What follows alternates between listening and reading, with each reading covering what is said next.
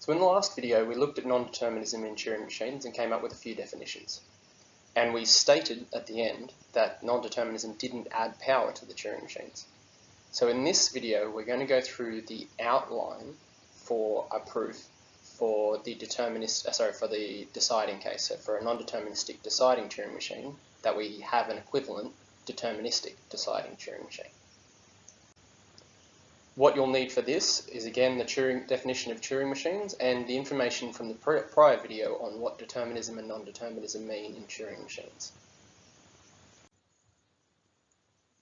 So the outline of how the proof works is that we are going to take a non-deterministic deciding Turing machine called M subscript ND for non-deciding, and we are going to describe a way to build a deterministic machine M subscript D, which decides the same language. And we'll show that if the non-deterministic Turing machine halts in a finite number of steps, then the deterministic one does. And thus we will show for a Turing machine which is deterministic, for a Turing machine which decides but is not deterministic, we can build a Turing machine which decides but is deterministic, and we will show that at least in the deciding case, non-determinism obviously doesn't add power. So the key aspect of that is building the simulator. So essentially we need to build a deterministic Turing machine which can simulate the behaviour of a non-deterministic Turing machine. And we'll do this using a multi-tape definition. So our deterministic simulator machine is going to have 3 tapes. The first tape is going to be the input tape, and it's going to receive the encoding of our non-deterministic machine.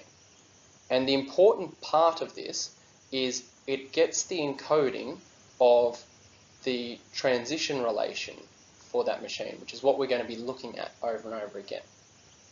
It'll also get the bottom tape here is a tape for it to do its own working. So we don't really care about that. That's a blank tape for it to do whatever it needs to write down for it to do its own steps. But we're going to describe these steps at a higher level. But the key tape is this middle tape here, which I call the configuration tape.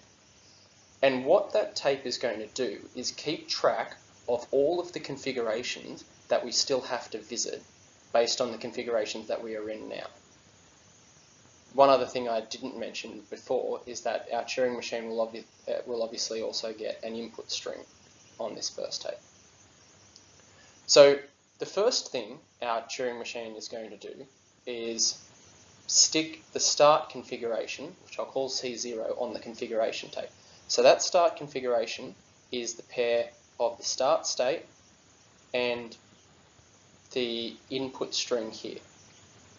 So it's going to put some encoding of that down on that configuration tape, and then it will have a special separator symbol. So in this case, I'm going to use semicolons to separate configurations. The other thing that it will also have to do is encode the position of the tape head, but we can do that quite simply by using another special symbol, which in this case I'll use an asterisk, which it will place somewhere in the string to mark where the tape head currently is. So with all of this, we can write down some string that represents a configuration on that tape. And because we have a separator symbol, we can obviously write multiple such down. The way our Turing machine simulator will work is it will look at the current configuration, then it will look at the transition relation that it has up on the description tape, and then it will find all of the parts of that transition relation which match the current configuration. So basically the current state and whatever is under the current tape head. So whatever symbol is to the right of this tape head marker asterisk that we've used. For every possible configuration in delta that it finds that matches that, it will write new configurations on the end of the configuration tape. So for instance, let's say there were 3 possible outputs from our non-deterministic transition relation, then there would be 3 new configurations written down in the same manner as we did for configuration 0 on the tape. separated by our separation symbol, which was a semicolon, including their tape head positions and all the other encodings that we had. The idea then is that our machine will go back and say that it has visited this configuration and wipe it out, and then move on to the next configuration to check, doing the same thing again. And what our simulator will do is if at any stage one of those configurations is a halting state, it will halt and either accept or reject depending on whether the state was Y or N. So if we ever get to a point where one of the possible configurations here of this is accepting or rejecting, if it ends up in the accepting state here, it will accept. And if it ends up in the rejecting state, it will simply move on until it's got no further option. It will simply wipe that out and move on.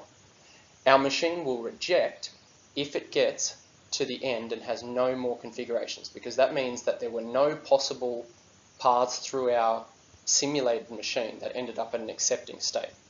So the key is our machine does not halt when it gets to a no state. It only halts when it gets to a yes state. And this is based on our definition of non-deterministic Turing machines, which was they accept if one path accepts, but they only reject if all paths reject. Now, I'm going to come back to this diagram here again in a second, but we're going to move to another diagram for a second to discuss something else, and then we'll have a few pieces all together that if we look at them, we can answer the final question of, does this simulated Turing machine actually deterministically decide the same language? So to discuss what we had before, we had this idea where we put in a start configuration, so something that looks like this, and we encoded that in a certain way and stuck it onto a queue of possible configurations to look at. And then what we did was for all of the possible configurations that could come as a result of that in Delta, we stuck those new configurations on the end of our queue. So if our queue looked like this, and this was our start configuration, then we would start with our start configuration, and then our non-deterministic transition relation would allow us to generate either of these two configurations, which I'll call C1 and C2. So what we did was we stuck C1 and C2 on the end of the queue of configurations that we have to look at. Then we went back through and we wiped out C0 so that the next thing we had to look at was C1. Then we looked at C1, and in this case it looks like C1 doesn't have any possible configurations, so nothing will get added onto the end of the queue. And we look at the next one.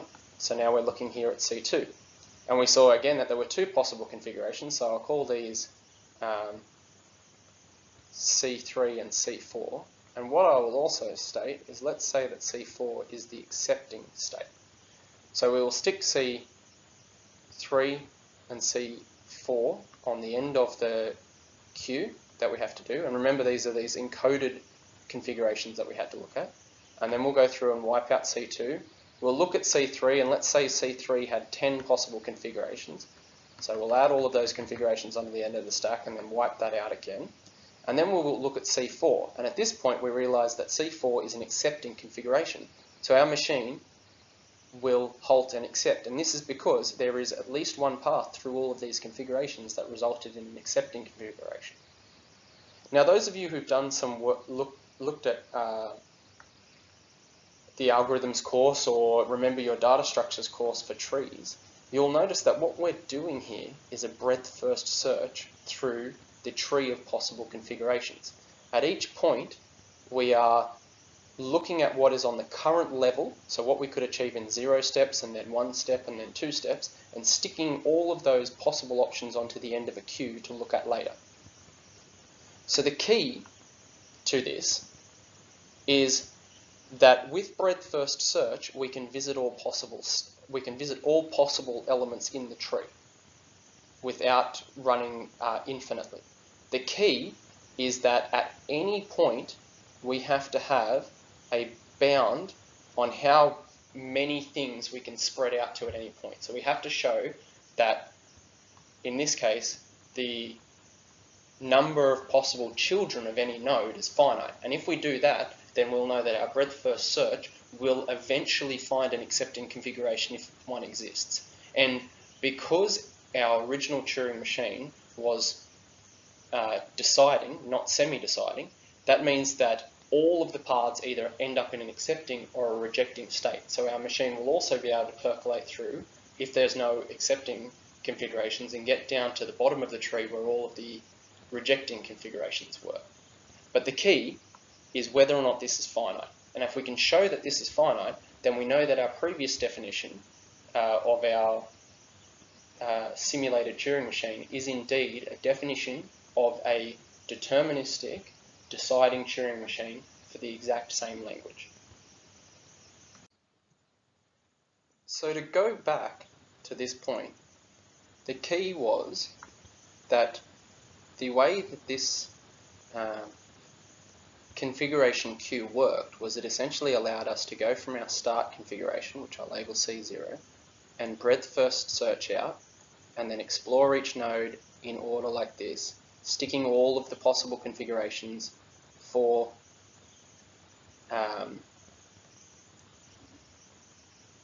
from delta onto the end of the queue. And so we said that if this branching factor here was always finite, then we would be able to eventually get to all of the leaf nodes of this tree, and we would then be able to accept or reject just like the original machine did. So the key thing comes in deciding how many of these configurations, which we encoded like this, could possibly come out from any one configuration given delta. And if we can show that that's finite, then we are done. So the obvious simplistic answer is if the number of configurations that we could generate were infinite, then delta would be infinite and we wouldn't be able to write it on the tape in the first place. But let's use this as an example to go through the definition of our transition relation in a little bit more detail. So remember, our transition relation maps pairs of non-halting states and tape characters, single tape characters. So in this case, the maximum number of input pairs that our relation can take is whatever the size of k minus h is, and multiplied by whatever the size of gamma is. And our output space is pairs of states along with a tape character to write under the tape and a position to move the tape head. So that means that the maximum number of triples that we can possibly have is the size of the set of states multiplied by the size of the tape alphabet multiplied by the size of this set, which is just 2. That means that overall, the largest possible number of elements that we can have in our transition relation delta is the product of these two things. So for every possible input non-halting state and every possible tape symbol, we map to every possible combination of states and every possible tape symbol right down, and we have an entry for moving the tape head left and right at the same time. But the key thing is that by definition, our set of states is finite. Also by definition, our set of tape characters is finite, which makes these three values finite. Now obviously we can't take away a number of elements from a set of another set, and make an infinite set. So this value here is also clearly finite. What we have is a bound on the size of delta, that it is less than or equal to some value, which we have now just shown is overall finite. So if you need to go back and look at our breadth first search diagram, we said that if we had this simulation method that we described before, if we could show that the branching factor here had a bound, then our method of simulating using breadth first search was guaranteed to eventually find all possible configurations, which meant that we had a deterministic way to simulate our non-deterministic Turing machine.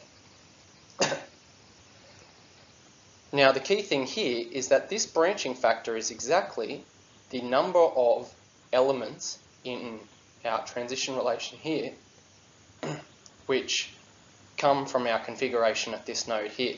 And it is obviously less than or equal to the size of our transition relation delta, since we can't have any elements here that are not members of our transition relation delta. And in fact, if you think about this very carefully, you'll realise that our the size of this branching factor is actually the size of this part of the alphabet, since we are talking about a specific state here. So in fact, it is 1 times all of these values here. So what we did in this video was sketch the informal outline of a proof for the answer that non-determinism does not add power to Turing machines for the case of deciding Turing machines.